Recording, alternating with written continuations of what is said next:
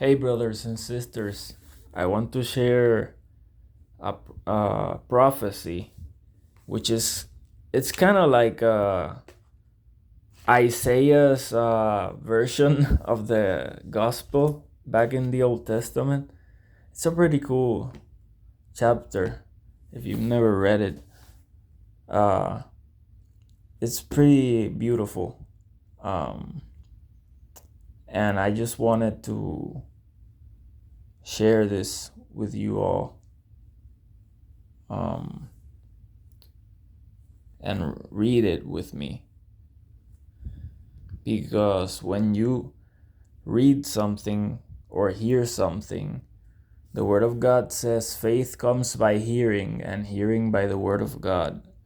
So when you read something, you hear it in your mind. So that's how someone who's deaf would hear and strengthen their faith by hearing the Word of God. So when you hear it in your mind, even if it's not if you're not actually hearing it like out loud, just in your mind, you're still hearing it, and that helps your faith. That helps strengthen your faith. So I just want y'all to hear with me and read with me. All right? And see what Isaiah has to say about Jesus. Starting in verse 1. Who hath believed our report? And to whom is the arm of the Lord revealed? For he shall grow up before him as a tender plant, and as a root out of a dry ground. He hath no form nor comeliness, and when we shall see him, there is no beauty that we should desire him. He is despised and rejected of men, a man of sorrows, and acquainted with grief. And we hid, as it were, our faces from him. He was despised, and we esteemed him not. Surely he hath borne our griefs, and carried our sorrows. Yet we did esteem him stricken, smitten of God, and afflicted. But he was wounded for our transgressions, he was bruised for our iniquities. The chastisement of our peace was upon him, and with his stripes we are healed.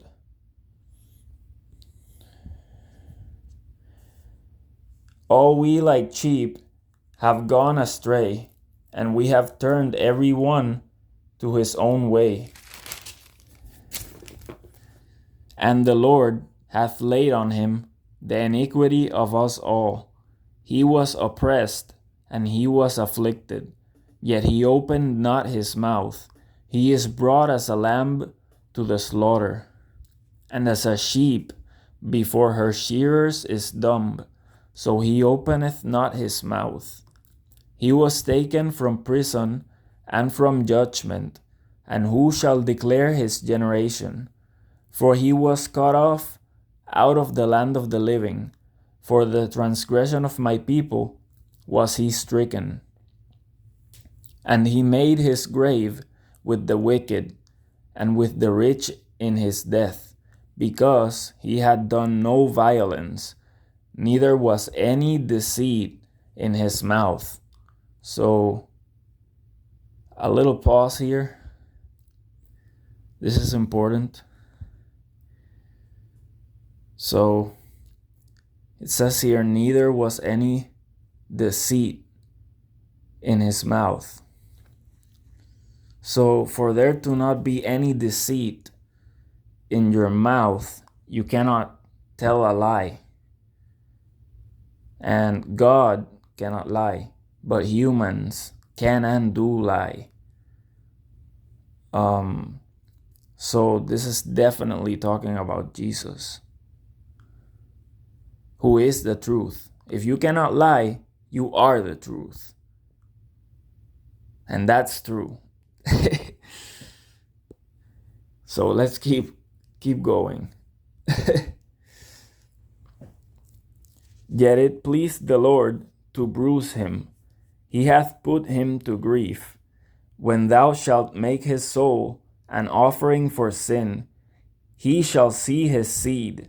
He shall prolong his days, and the pleasure of the Lord shall prosper in his hand. He shall see of the travail of his soul, and shall be satisfied. By his knowledge shall my righteous servant justify many, for he shall bear their iniquities. Therefore will I divide him a portion with the great, and he shall divide the spoil with the strong, because he hath poured out his soul unto death.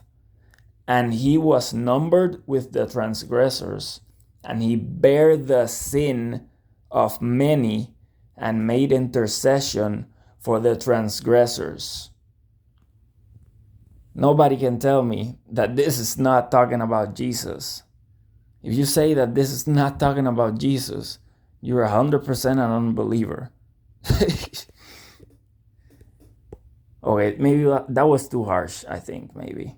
But anyway, I just wanted to share this. I hope it is of blessing. The Lord bless you all. Grace and peace to you all.